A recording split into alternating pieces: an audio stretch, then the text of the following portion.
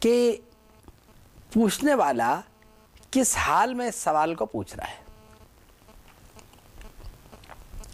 یعنی اگر انسان حالت غضب میں ہے اور اس کا سوال یہ ہو تو اسے جواب کچھ اور ارشاد فرمایا جائے گا، اور اگر انسان عام حالات میں ہو تو اسے جواب کچھ اور دیا جائے گا. اور غالباً احادیث مکررہ کو مختلف الفاظ کے ساتھ جو کتابوں میں لایا جاتا ہے، یعنی ایک ایک حدیث جو بار بار آتی ہے، اس میں یہی حکمت ہوتی ہے کہ ہم موقع محل کی مناسبت کو سمجھ جائیں اور اس مناسبت سے بات کریں. یعنی اگر ایک حدیث یا تو اس لیے مکرر لائی جاتی ہے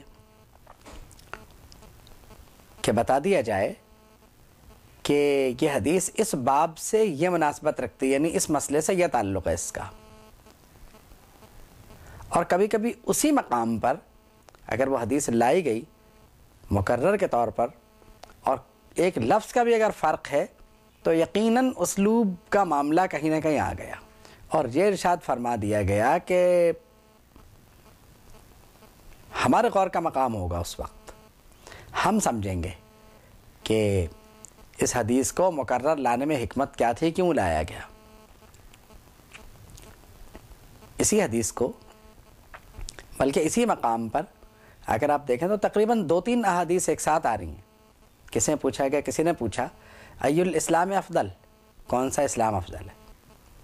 اب اگر ان پر غصے کی حالت طاری رہتی ہے تو فرمایا کہ المسلم من سلم المسلمون، مسلمان تو وہی بہترین ہے جس کے زبان اور ہاتھ سے دوسرا مسلمان محفوظ رہے. اور اجتماع کی شکل میں لوگوں نے پوچھا ای الاسلام خیرن، کون سا اسلام بہترین ہے. فرمایا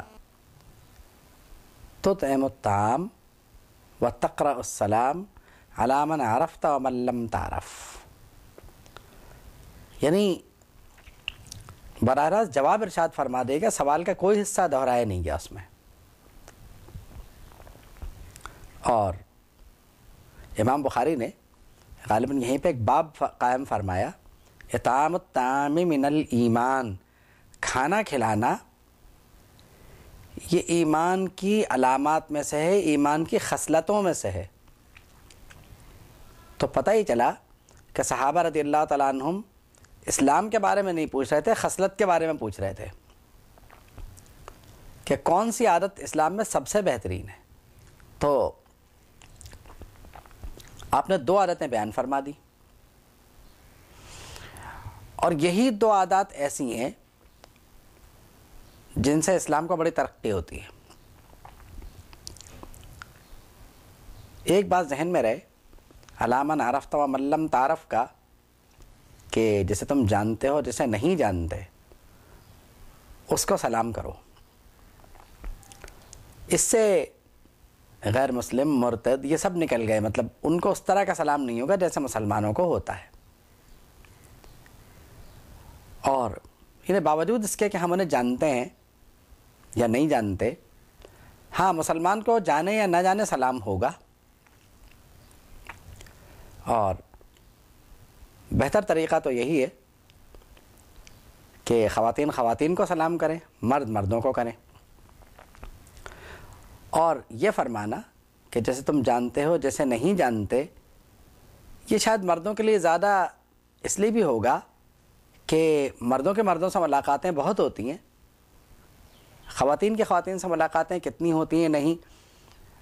تو اس میں خواتین کے لیے بھی ایک سبق پوشیدہ ہے، وہ یہ کہ اگر وہ کسی خاتون کو دیکھیں جنہیں وہ نہیں جانتے ہیں تو بڑھ کے ملنے کا مذائقہ نہیں ہے اس میں. دوسرا یہ کہ اس میں ادنا اور اعلیٰ کی تخصیص نہیں ہے کہ اگر کوئی بہت اعلیٰ ہے تو وہ اپنے سے ادنا کو سلام کیوں کرے. سلام کی عادت کو بہرحال ترقی ملنی چاہیے، اور اسے زیادہ سے زیادہ اسی صورت میں پھیلایا جا سکتا ہے کہ جب بڑے بھی چھوٹوں کو سلام کریں. چھوٹے تو بڑوں کو کریں گے ہی، یہ تو سکھایا ہی جاتا ہے. بڑے چھوٹوں کو سلام کریں. شوہر بیویوں کو سلام کرنا سیکھیں، بیویاں شوہروں کو سلام کرنا سیکھیں،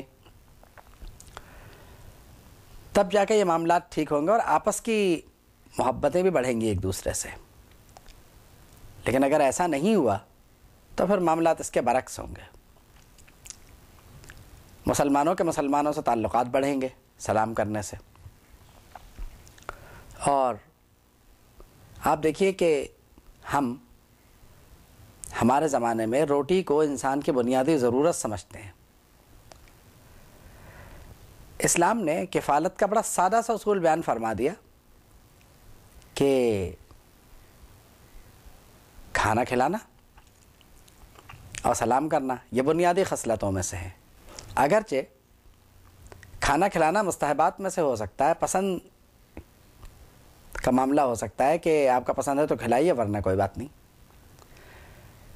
لیکن شاید بعض حالات میں یہ فرض ہو جاتا ہے کہ اگر آپ کسی کو اپنے سامنے بھوکا دیکھ رہے ہیں تو اس صورت میں اور آپ کے سامنے اس وقت اعلیٰ ترین کھانا موجود ہے، یا آپ کسی ریسٹورنٹ میں بیٹھے ہوئے، ہوٹل میں بیٹھے ہوئے، آپ اعلیٰ ترین کھانا کھانا چاہتے ہیں، لیکن آپ دیکھتے ہیں کہ کوئی بھوکا آ گیا اور آپ اسے نہیں کھلا سکتے، تو بہتر تو یہی ہے کہ اپنے کھانے میں سے، یعنی آپ کھانا اس طرح کا منگائیں کہ آپ بھی کھا لیں، آپ کا کام بھی ہو جائے اور اس کی ضرورت بھی پوری ہو جائے، کیونکہ کچھ تو اظہار کرنا پڑے گا۔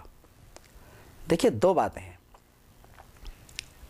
حضور کا مبارک طریقہ اپنائیں اگر ہم تو ہمیں بڑا فوائد حاصل ہوں گے۔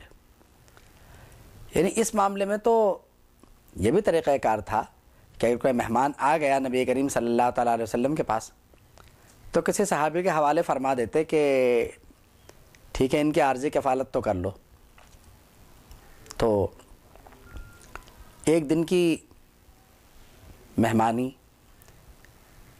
تو ہے ہی ہے اپنی جگہ پر، یعنی زیادہ سے زیادہ 3 دن کوئی کسی کا مہمان رہ سکتا ہے، اور 3 دن کوئی کسی کی کفالت کر لے کھانے پینے میں، یہ بھی بہت ہے، یہ تو ہو گیا مسافر کا حق۔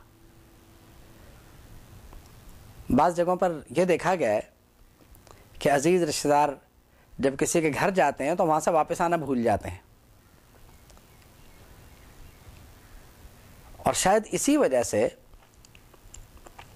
ہمارے زمانے میں یہ ہونے لگا ہے کہ جب کوئی خبر ملے کہ فلاں فلاں کے گھر مہمان جانے والا ہے، تو اگر 1 مہینے پہلے خبر ملی ہے تو 1 مہینے تک، بلکہ ان کے واپس جانے تک گھر والے خاصے پریشان رہتے ہیں کہ ہماری رہائش کا کیا ہوگا، ہماری چیزیں ڈسٹرب ہوں گی، کھانے پینے کے معاملات خراب ہو جائیں گے، کیونکہ جو صاحب خانہ ہیں یا تو اتنے دن وہ بہت ہی اچھا کھانا کھائیں گے، ہو سکتا ہے کہ قرض لے کے انہیں سب کچھ کرنا پڑے۔